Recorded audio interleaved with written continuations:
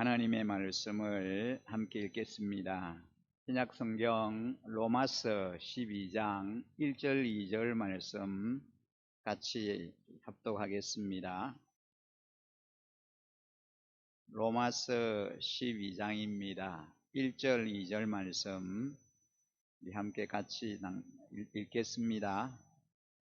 형제 자매 여러분, 그러므로 나는 하나님의 자비하심을 힘입어 여러분에게 권합니다. 여러분의 몸을 하나님께서 기뻐하실 거룩한 산 제물로 드리십시오. 이것이 여러분이 드릴 합당한 예배입니다. 여러분은 이 시대의 풍조를 본받지 말고 마음을 새롭게 함으로 변화를 받아서 하나님의 선하시고 기뻐하시고 완전하신 뜻이 무엇인지를 분별을 하도록 하십시오. 아멘. 우리는 지난 5월 한 달 동안에 이제 주일 오전에는 가정의 리셋, 가정의 회복을 기대하면서 말씀을 함께 나누었습니다. 그리고 수요 연합 기도회 때는 이제 복음의 리셋에 관한 주제로 말씀을 같이 나누었습니다.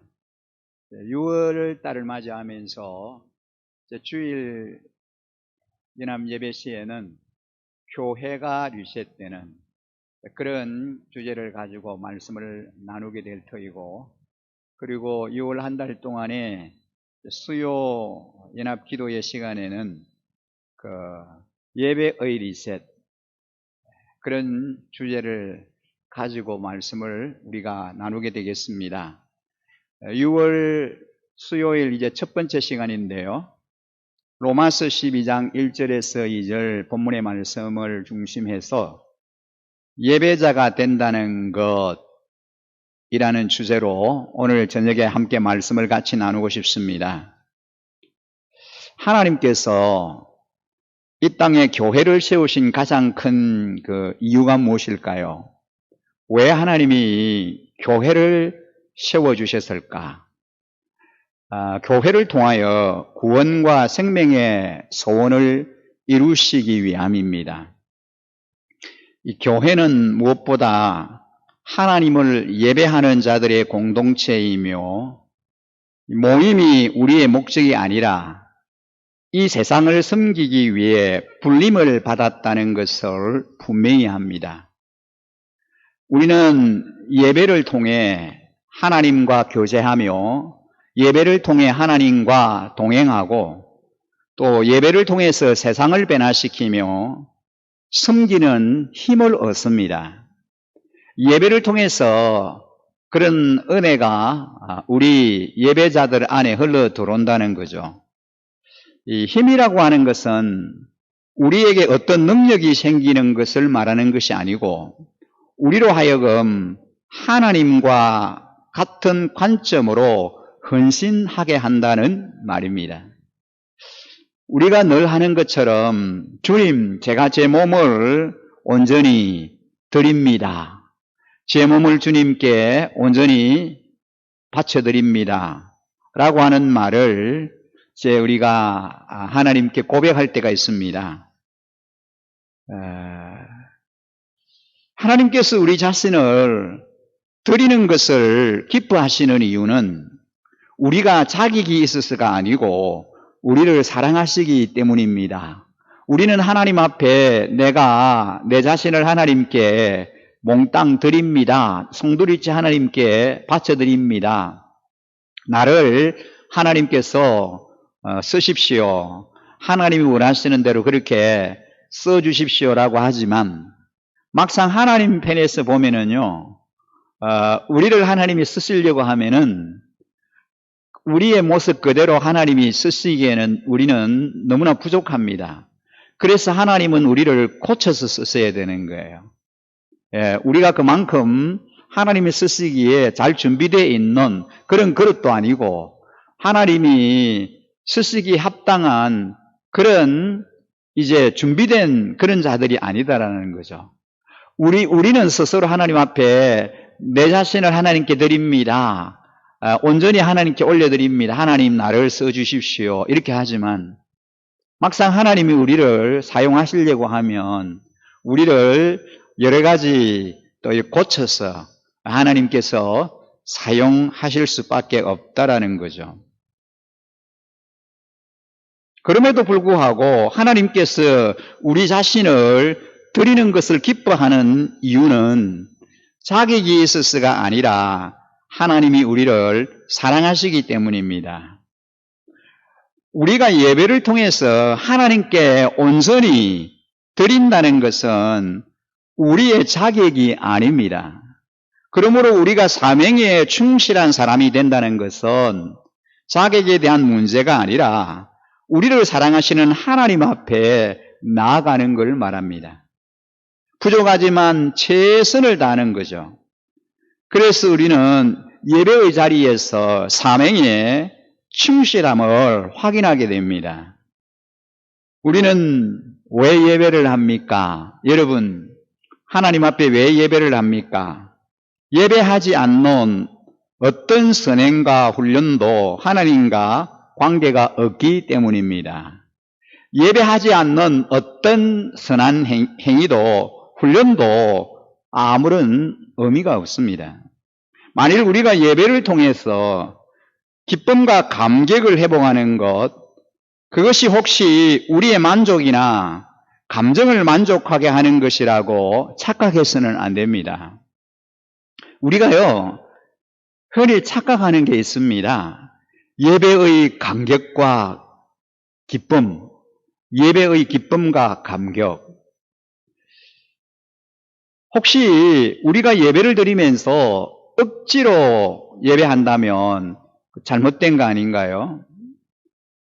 현재 우리 한국 교회의 많은 사람들이 예배를 하면서 지루함을 느낍니다. 지루하다. 그렇게 호소합니다. 교회 나가지 않는 가장 큰 이유 중에 하나가 예배가 지루하다고 생각합니다. 그리고 설교가 너무 길다 등등의 그런 이유 때문에 교회 나가지 않으려고 그럽니다. 어느 40대 아들하고 60대 어머니와의 대화의 내용입니다. 여러분에게도 공감이 갈지는 잘 모르겠습니다만 아들이 어머니에게 어머니, 나는 예배드리기 싫은 3가지 이유가 있습니다. 첫째는 주일 아침에는 늦잠을 자고 싶고요. 둘째는 장로님의 기도가 너무 길어요. 셋째는 성가대의 불협화음이 싫어요. 그래서 나는 주일 예배하기가 싫어요. 아들이 어머니에게 그런 말을 합니다. 그 말을 듣고 있던 60대 어머니가 그럼에도 불구하고 예배를 드려야 하는 3가지 이유를 이렇게 말했습니다. 첫째는 예배는 선택이 아니라 의무이다. 그래서 예배해야 된다. 둘째는 예배는 사람과의 관계가 아니고 하나님과의 관계다. 그래서 예배해야 된다. 셋째는 너는 담임 목사니까 결석하면 안 된다. 어머니가 한 말이에요. 학창시절을 지난 여러분이라면 모두가 기억을 할 겁니다. 학교에 가고 싶은 날도 있고 학교에 가고 싶지 않는 날도 있어요. 통 학교에 가기 싫은 날도 있습니다. 하지만 학교를 가야 돼요. 왜? 학생이니까. 학생이기 때문에 학교에 가야 돼요. 가기 싫어도 가야 합니다. 혹 여러분 중에는 집에 빨리 돌아가고 싶은 날이 있는가 하면은 또 가정을 벗어나고 가정을 떠나고 싶은 그런 때도 혹 있죠. 하지만 내가 가정의 한 사람으로 아버지이고 어머니이고 자식이기 때문에 반드시 가정으로 돌아가야 됩니다. 가정으로 들어갑니다. 우리가 하나님을 예배하는 것은 우리가 하나님의 자녀이기 때문입니다. 그래서 하나님 앞에 예배를 해야 하는 거예요. 그리고 그 예배를 통해서 그것을 확인하고 점점 하나님의 뜻을 알아가기 때문입니다. 예배를 통해서 하나님과 친밀함을 경험하게 되고 하나님의 뜻을 발견해 가기 때문에 예배를 해야 하는 거예요. 예배를 드려야 하는 겁니다. 예배가 우리의 사명과 밀접하게 관계가 있는 것은 예배가 하나의 행식이 아니라 우리의 삶을 하나님께 드리는 것이기 때문입니다. 여러분, 우리가 읽은 본문 말씀을 한번 주목해 보세요. 로마서 12장 1절 말씀입니다. 로마서 12장 1절 말씀에 보면은 형제 자매 여러분, 그러므로 나는 하나님의 자비하심을 힘입어 여러분에게 권면합니다. 여러분의 몸을 하나님께서 기뻐하실 거룩한 산 제물로 드리십시오. 이것이 여러분이 드릴 합당한 예배입니다. 이렇게 말씀합니다.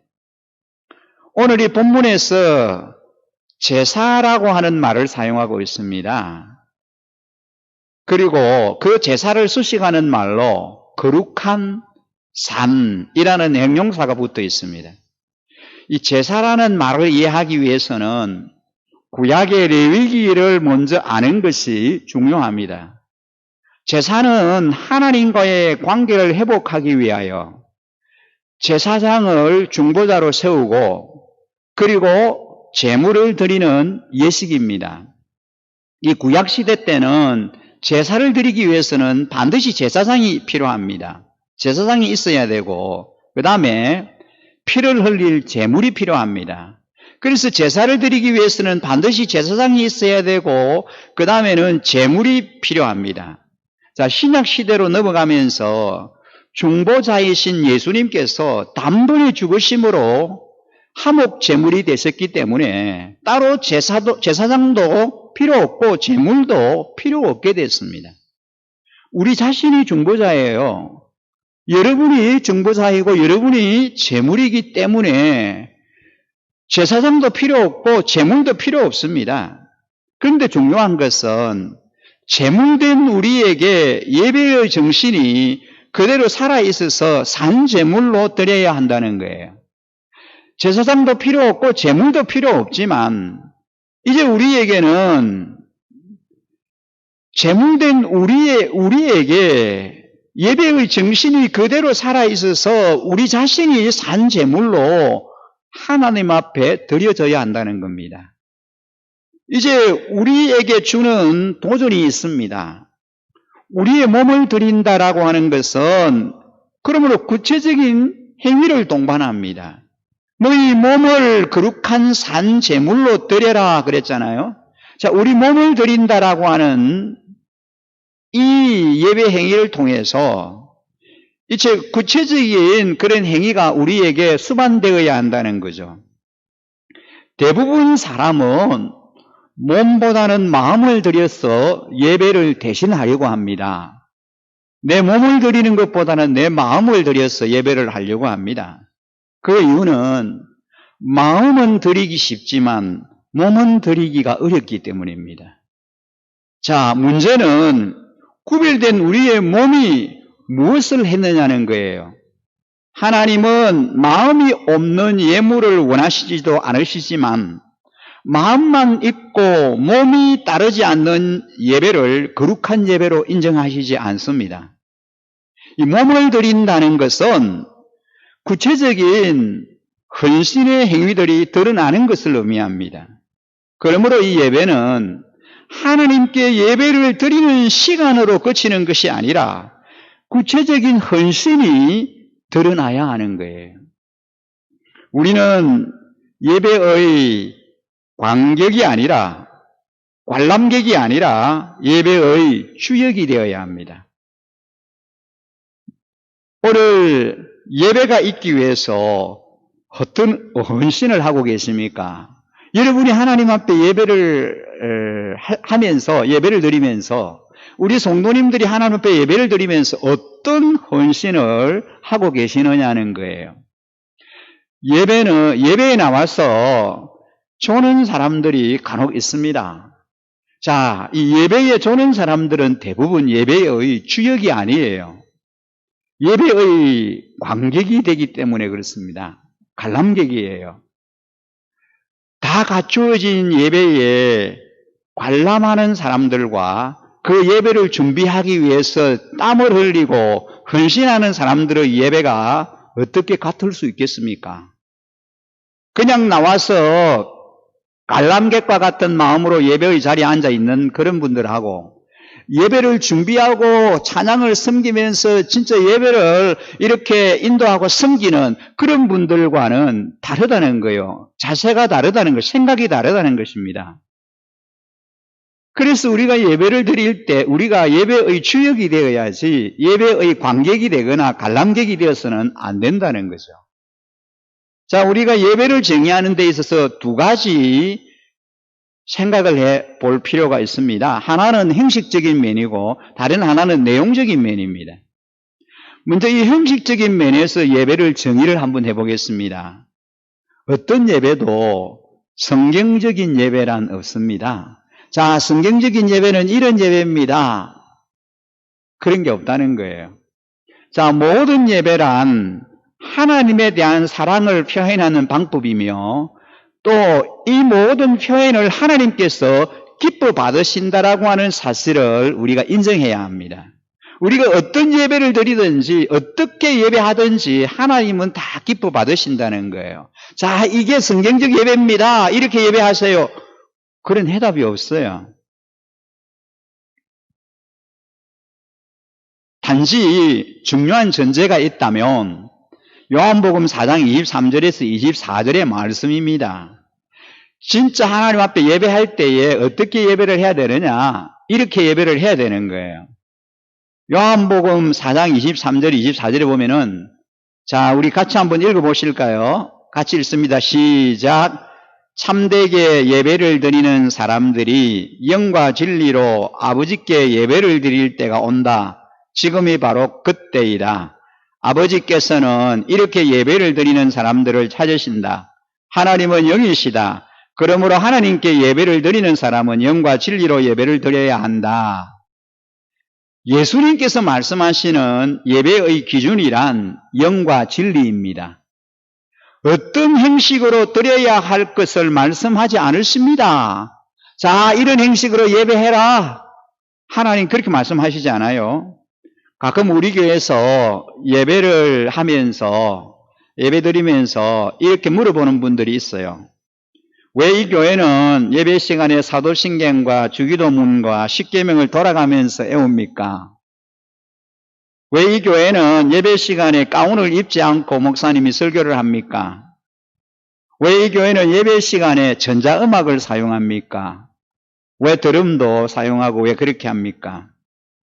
왜 유신교회는 광고를 설교 시간 전에 합니까? 대부분 교회는 뒤에 하는데. 왜 유신교회는 헌금 바구니를 돌립니까?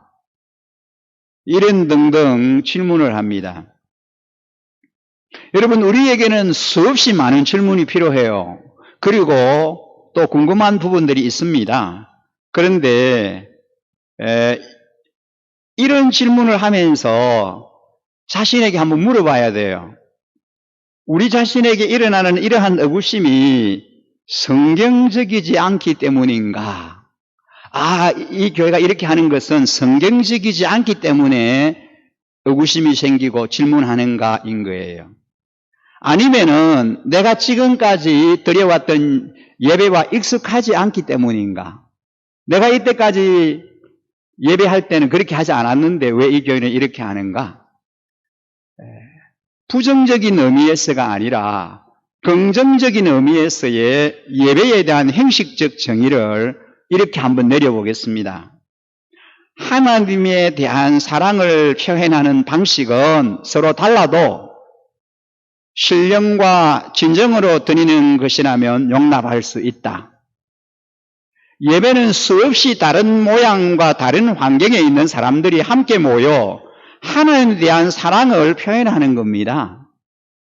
그리고 하나님은 이 모든 것을 기쁘게 받으시기 원한다는 사실이에요. 표현이라고 하는 측면에서 한번 예를 들어 보겠습니다. 대부분 사람이 익숙하지 않는 것에 대해서는 거부감이 있다는 것을 부인하지 못합니다. 그런데 우리가 알아야 할 것은 우리의 익숙함이 다른 사람의 익숙함과 같지 않다는 거예요. 결국 모든 행식이란 다름을 인정하지 않으면 어우러지기 힘들다는 겁니다. 그런데 문제는 우리에게 익숙하지 않은 행식에 대해서 마음을 열기가 힘든다는 거예요. 하나님께 예배를 드리면서 우리는 마음을 열고 마음껏 하나님에 대한 사랑을 표현해야 합니다. 그런데 마음이 열리지 않는다면 얼마나 심각한 문제입니까? 우리 교회가 세대 통합 예배를 이제 쭉 드려왔고, 지금은 10시에 드리는 예배와 11시 반에 드리는 예배가 예배의 형식이 많이 다릅니다. 10시에는 가능하면 전통적 예배 형식으로 그렇게 예배를 드리고 있고요.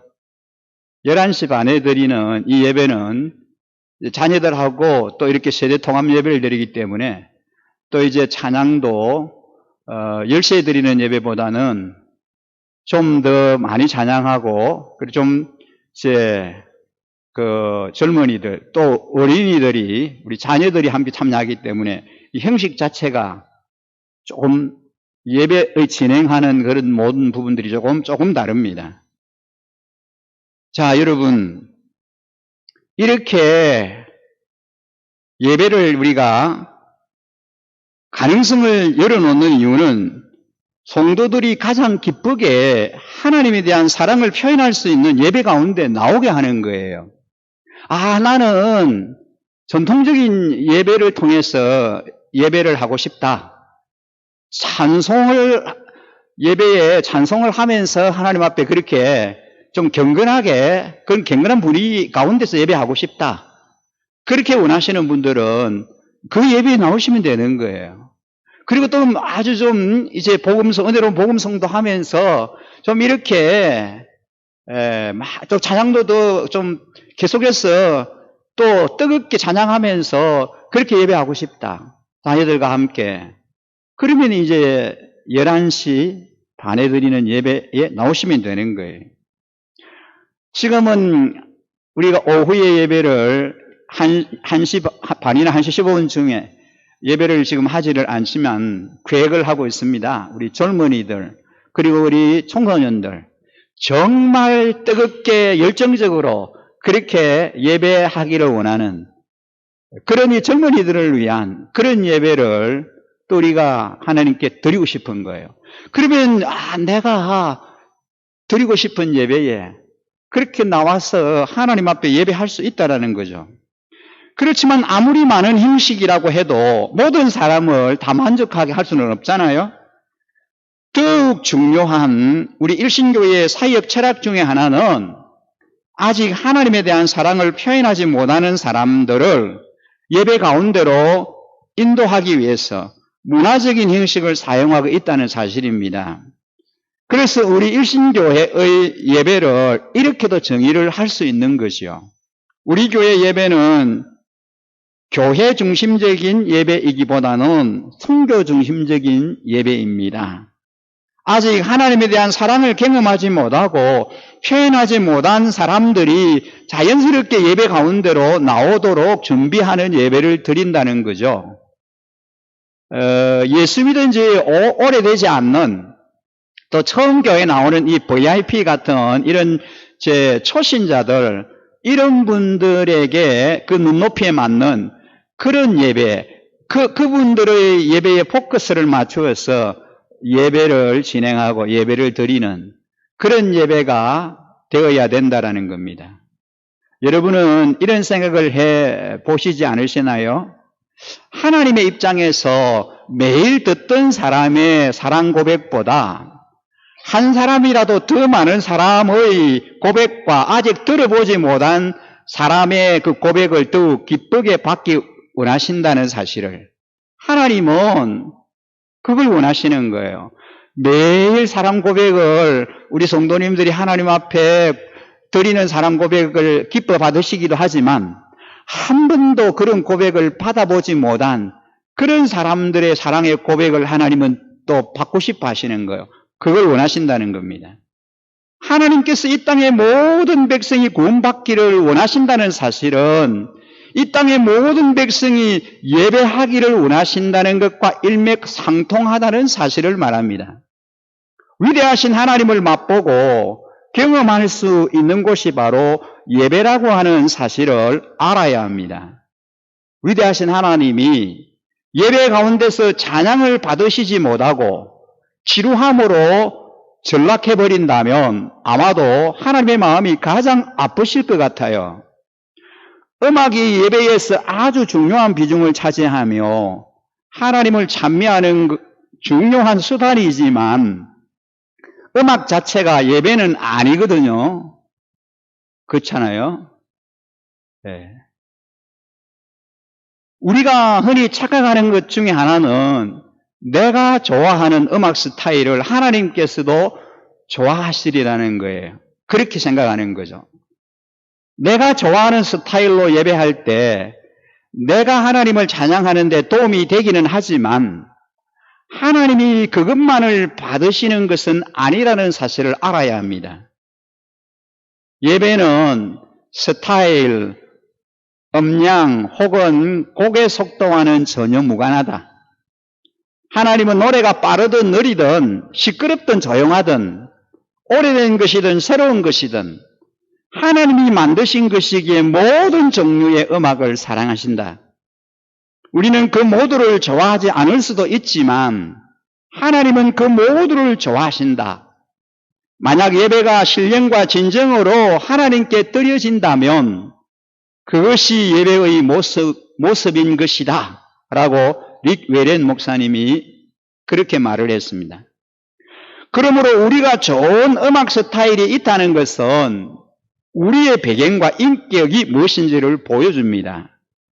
그것이 하나님을 설명할 수는 없습니다. 하나님은 우리의 다양성을 받으시는 분이라는 것을 알아야 합니다.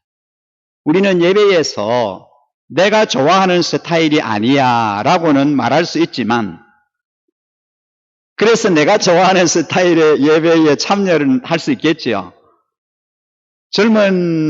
아무래도 젊은 성향을 갖고 있는 성도님들은 전통적인 예배보다는 젊은이의 성향에 맞는 예배가 더 안 어울리겠습니까? 더 안 좋겠습니까?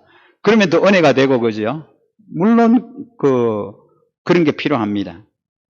내가 좋아하는 스타일이 있을 수 있습니다. 그래서, 내가 좋아하는 스타일이 그런 예배야, 혹은 아니야, 이렇게는 할 수 있지만, 하나님이 싫어하셔. 이런 찬양은 하나님이 싫어하셔. 혹은 이것은 예배 음악이 아니야. 이렇게 말을 할 수는 없다는 거예요. 하나님은 모든 음악, 모든 찬양을 하나님은 다 기뻐 받으시기를 원하십니다. 다 좋아하셔요. 예배를 정의하는 데 있어서 우리가 생각해야 할 두 번째는요, 내용적인 면입니다. 처음에는 형식적인 면을 생각했는데 이제는 내용적인 면이에요.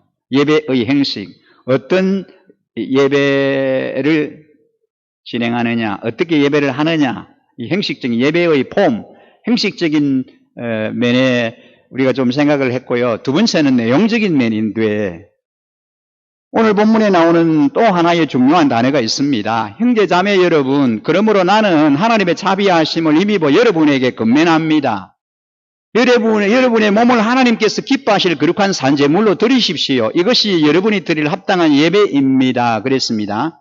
바로 영적 예배를 말합니다. 즉 내용적인 면에서 예배는 영적 예배라는 말이에요.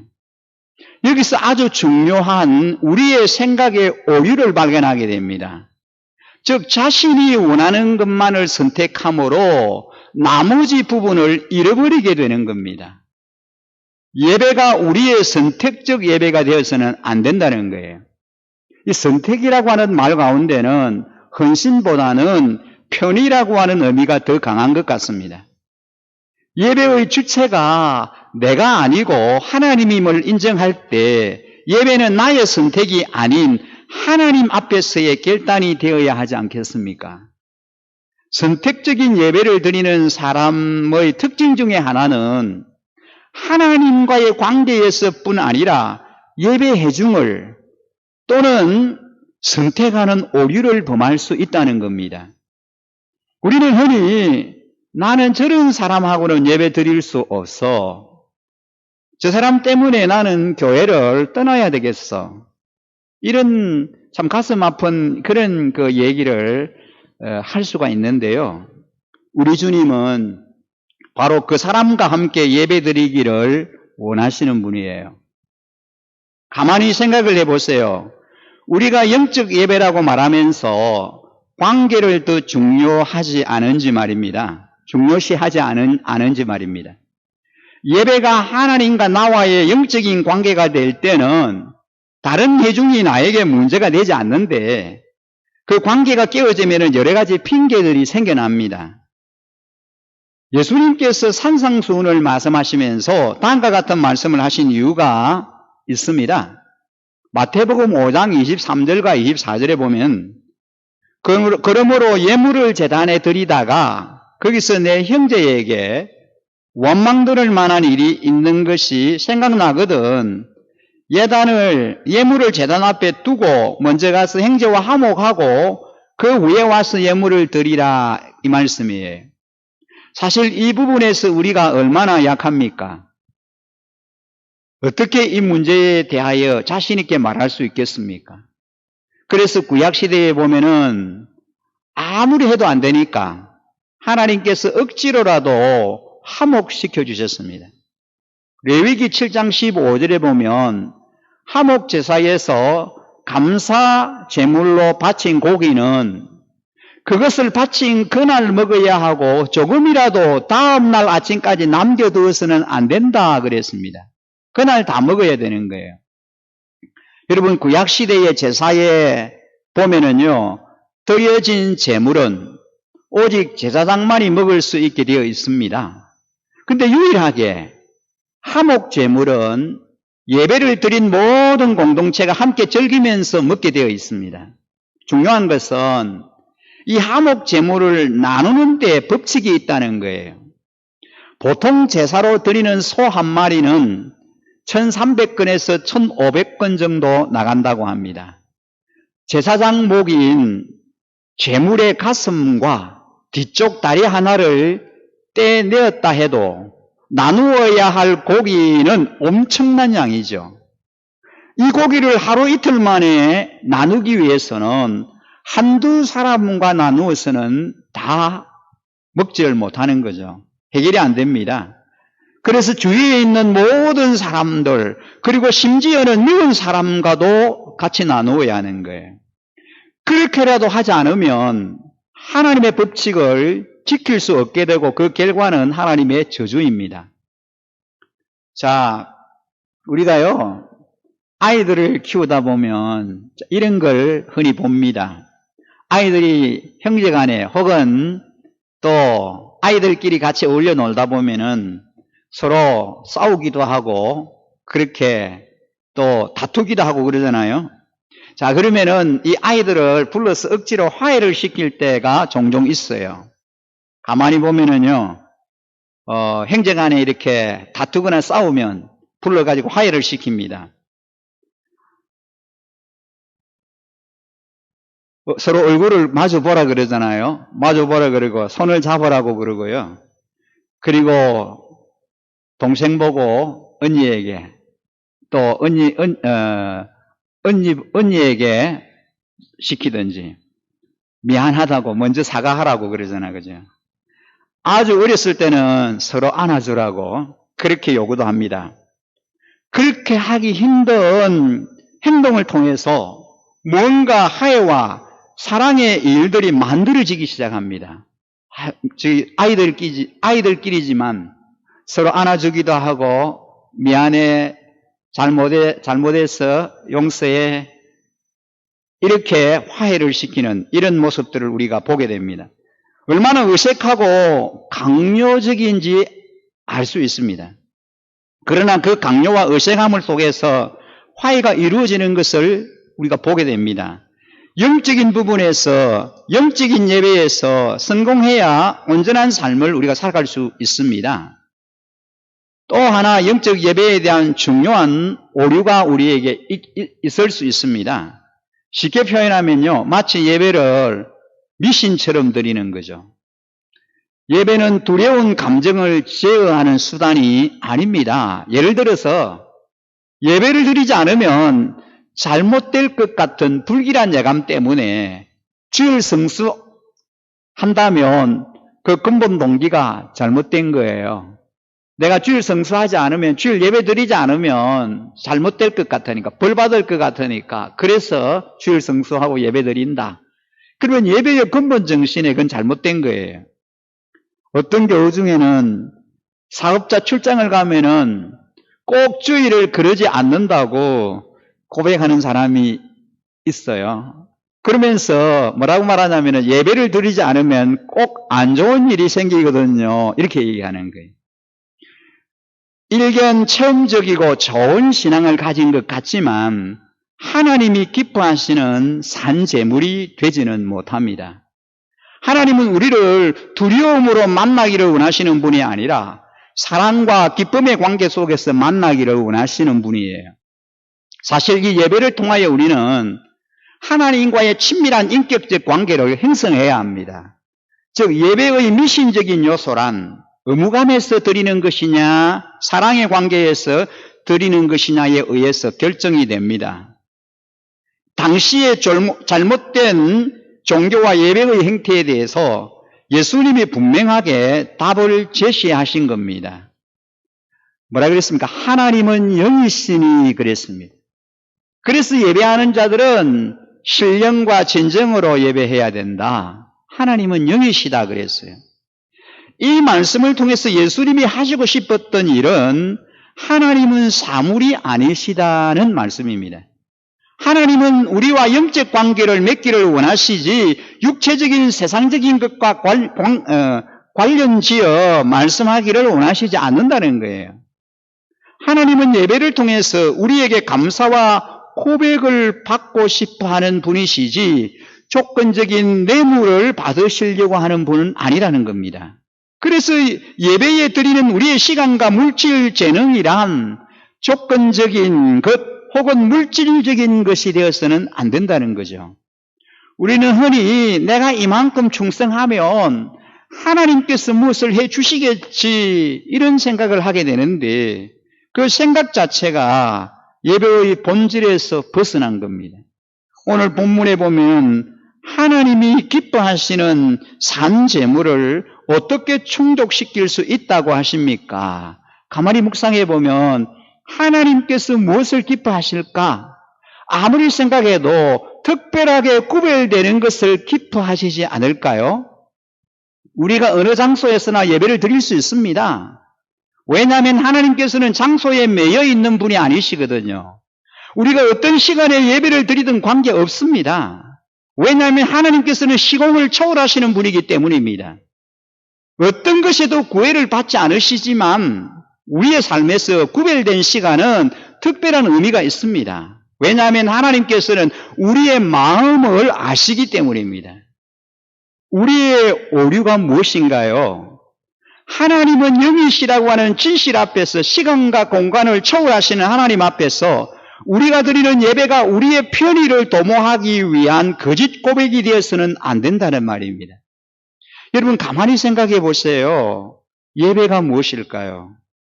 하나님 계신 곳에 우리가 머무르는 것이 예배일까요? 아니면 우리가 있는 곳으로 하나님께서 오셨으면 하고 바라는 것이 예배일까요? 물론 예배를 드리지 않는 사람보다 예배를 드리는 사람이 훨씬 더 훌륭합니다. 하지만 자기 중심적인 예배를 드리는 것보다 하나님 중심적인 예배를 드리는 것이 훨씬 더 중요합니다. 오늘 우리가 일신교회라고 하는 일신교회당이라고 하는 이 건물 안에서 함께 예배를 드리는 의미는 우리의 신앙 고백으로 그 장소를 거룩하게 구별하여 드렸다는 것이고, 그것도 성도 간의 거룩한 약속이라는 겁니다. 교회에서 예배를 드린다는 것은 성도 간의 거룩한 약속입니다. 그리고 어떤 일이 있어도 내가 이곳에서 하나님께 예배를 드리겠다는 헌심의 다짐이 있는 거고요. 그러므로 이 약속보다 더 중요한 하나님의 임재와 순교를 위하여 장소를 옮긴다면 의미가 있지만, 나의 편의대로 자의대로 장소가 옮겨진다는 것은 바람직하지 않다는 겁니다. 이제 구별이라고 하는 관점에서 예배자로서 살아가는 우리의 모습을 한번 생각해 보면요, 오늘 본문에 등장하는 거룩이라고 하는 말이 성경에서 구별이라고 하는 의미가 있다는 것을 알아야 합니다. 예배는 구별될 때 의미가 있습니다. 구별되지 않는 예배는 하나님이 기쁘시게 하지 않습니다. 하나님을 기쁘시게 하지 않습니다. 우리가 아는 것처럼 거룩한 삶을 살기 위해서는 거룩하지 않는 것과 분명하게 구별되어야 합니다. 오늘 본문에서 로마서 기자도 분명하게 말하는 것처럼 거룩한 산 제물을 하나님이 기뻐하신다, 이렇게 말씀합니다. 그래서 옛날 구약 시대에는 제물을 드릴 때 흠 없는 이라고 하는 말이 반드시 등장합니다. 하나님 앞에 제물로 드려지는 제물은 흠이 없어야 돼요. 깨끗해야 됩니다. 문제가 있으면 안 되는 거죠. 철저하게 준비하고 찾고 찾아서 드리는 예물이 흠 없는 예물입니다. 하나님이 기뻐하시면 우리를 향하여 미소 지으십니다. 오늘 여러분이 이 자리에 나올 때 제사를 드리는 것, 예배 시간에 참석하는 것이 목적이 아니라 하나님을 사랑하기 때문에 무엇을 구별하여 왔습니까? 또 하나의 선택적 예배가 아니라 그분을 가장 사랑하는 고백이 여러분에게 있었습니까? 시간적 구별을 생각해 보십시오. 여러분이 어떤 예배를 드려도 상관없습니다. 그러나 하나님 앞에서 남는 시간을 드리고 있습니까? 아니면 하나님 앞에서 구별된 시간을 드리고 있습니까? 여러분이 어떤 예물을 드려도 상관없습니다. 그러나 많은 물질 중에 하나를 지갑에서 꺼내서 드리고 있습니까? 아니면 특별하게 구별된 예물을 하나님께 드리고 있습니까? 여러분이 드리는 이 헌신과 봉사가 자신의 남는 시간과 자신의 즐거움으로 드리는 겁니까? 아니면 하나님이 기뻐하실 일을 찾아 구별하여 드리는 헌신입니까? 여러분은 아십니까? 하나님께서는 그분을 가장 신뢰할 때 우리를 향해 미소 지으신다는 사실을, 예배는 우리가 하나님을 신뢰하고 믿음을 가장 잘 나타낼 수 있는 장소입니다. 아니, 우리의 삶에서 하나님을 신뢰하는 것이 드러날 때 예배의 삶을 산다고 말씀드릴 수 있습니다. 하나님은 철저하게 믿고 신뢰하기 때문에 불의한 재물을 거부하고, 하나님을 철저하게 믿고 신뢰하기 때문에 불의한 인간관계를 청산하고 나오셔야 합니다. 철저한 신뢰는 철저한 순종으로 이어집니다. 철저한 순종은 우리의 이해 범주에서 이루어지는 일이 아니라 하나님과의 관점에서 이루어지는 일입니다. 그러므로 우리가 예배의 삶을 살 때 우리 인간의 상식을 벗어나는 일들이 자주 일어나게 될 겁니다. 지극히 상식적이고 이성적인 신앙이 아니라 지극히 하나님 중심적인 삶을 살아가는 것이 예배입니다. 저는 우리 일신교회에서 주로 비상식적인 순종의 일이 일어났으면 참 좋겠습니다. 하나님을 사랑한다는 이유만으로 우리의 몸과 삶이 드려지는 헌신 말입니다. 자신의 것을 챙기고 자신의 성을 쌓기보다는 하나님의 나라의 헌신과 재물을 쌓는 그런 일 말입니다. 하나님을 신뢰하면 그분의 하시는 일들을 기뻐하며 감사하게 됩니다. 기쁨과 감사야말로 예배자의 삶을 가장 극명하게 드러내는 증거입니다. 우리는 하나님이 우리의 하나님 되심을 찬양합니다. 지금도 그분이 우리를 위해서 하시는 일들을 감사합니다. 지금 여러분은 어느 예배의 자리에 나와 있으며 그것이 자의적 선택인지 구별인지를 생각해 봐야 합니다.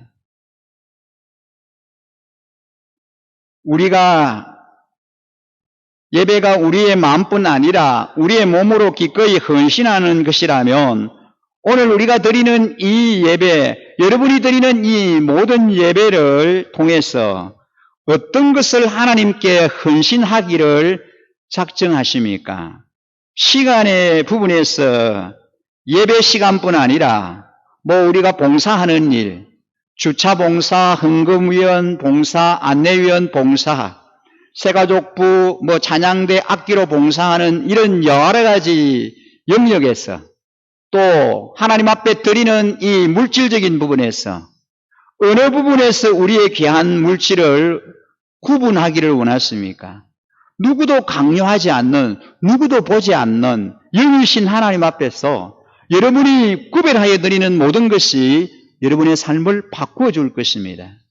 아무도 예배하지 않는 곳에서 여러분이 예배자가 되고 아무도 헌신하지 않는 곳에서 여러분이 헌신자가 되는 것 말입니다.